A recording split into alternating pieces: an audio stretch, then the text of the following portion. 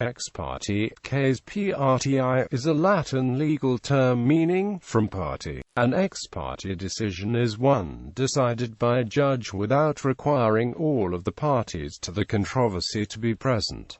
In Australian, Canadian, UK, South African, Indian and US legal doctrines, ex parte means a legal proceeding brought by one person in the absence of and without representation and notification of other parties. It is also used more loosely to refer to improper unilateral contacts with a court, arbitrator, a represented party without notice to the other party, a counsel for that party.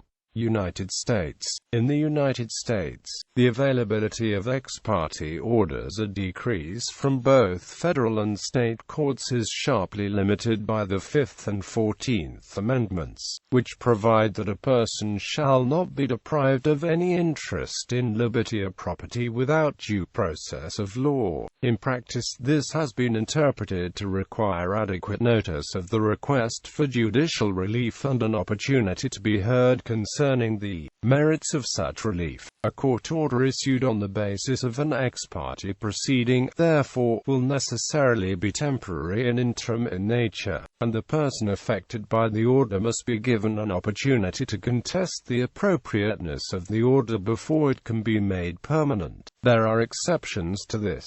The Secret Foreign Intelligence Surveillance Court, which grants the NSA permission to perform certain types of electronic surveillance, operates on a permanent ex parte basis. Parties other than the government are not normally permitted to argue in front of the court, though it is possible for the recipients of court orders to challenge them in other ways.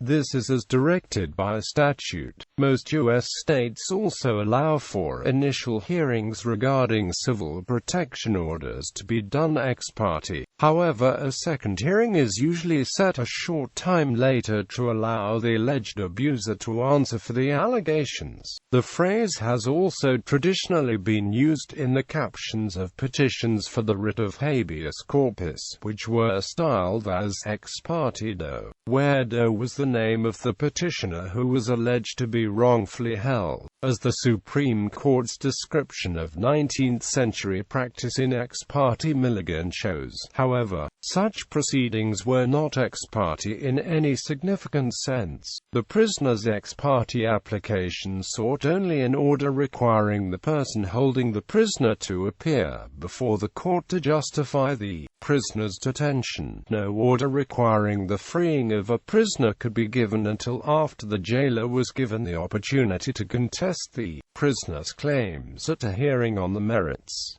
California State Trial Courts. In the state of California, ex parte proceedings are available if notice is given before 10 a.m. the previous court day, or even shorter upon showing of emergency need. As most California courts hold law and motion hearings in the early morning, this notice is typically confirmed by facsimile, although oral notice may be effective. Some courts have procedures to allow opponents to appear telephonically, while other courts do not allow any oral argument and only consider written papers. A party who files an ex parte application must file a declaration showing compliance with these requirements, and no relief may be granted absent such declaration. In addition to the notice requirements, an ex parte application must contain an affirmative actual showing in a declaration based on personal knowledge of irreparable harm, immediate danger, or any other statutory basis for granting relief. Ex parte. Australia. In Australian law, ex parte is used in two senses. The predominant use is to refer to an ex parte hearing, being one which is heard in the absence of one or more parties. Where proceedings are heard ex parte, a high degree of candor is required, including full and fair disclosure of facts adverse to the moving party. A failure to make such disclosure is ordinarily sufficient to warrant discharge of such order as might be made. The other use means on the application of when used in the case name where prerogative relief is sought, such as a writ of prohibition, certiorari mandamus.